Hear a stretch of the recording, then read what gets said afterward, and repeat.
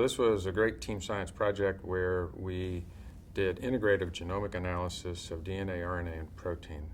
And essentially what it gave us was a complete genomic roadmap of the target population, which was muscle-invasive bladder cancer.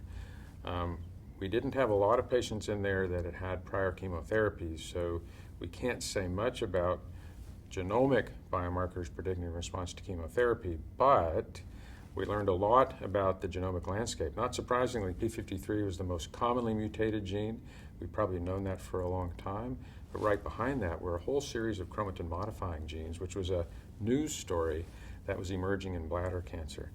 And that takes us down a whole path of research. We learned a lot about certain amplifications, deletions, fusion events, but it's really this integrated genomic analysis that gives us a pretty complete picture of muscle-invasive bladder cancer. I'll give an example of that. So we learned a lot about a series of genes or a type of genes called DNA damage repair gene alterations, ERCC2 being sort of the headliner of that.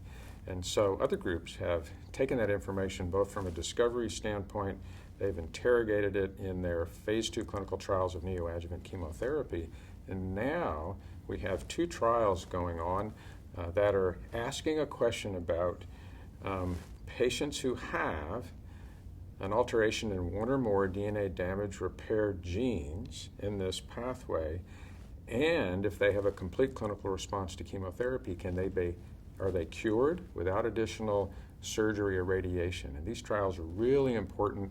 They're ongoing, and they may end up telling us about a certain part of the patient population, that can be cured with chemotherapy alone. So very exciting stuff.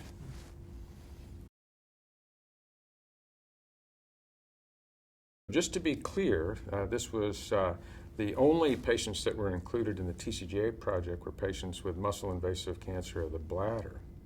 But the Memorial Group, we have a collaboration with MD Anderson. We've published this data, and we sort of took a similar approach in our collaboration to look at DNA, RNA, and protein in upper urinary tract disease and do sort of the same integrative genomic analysis. And we found, as others have found, some striking differences in the mutation profile comparing upper tract to bladder cancer. Most notably, a much higher incidence of alterations in FGFR3, a lower incidence of alterations in P53, and we now have, in muscle-invasive bladder cancer, actually metastatic disease, an approved agent targeting FGFR3, and with this knowledge that we have about upper tract disease, you're going to see trials coming out looking at targeting FGFR3 in that disease. So maybe not a direct, but a nice correlation.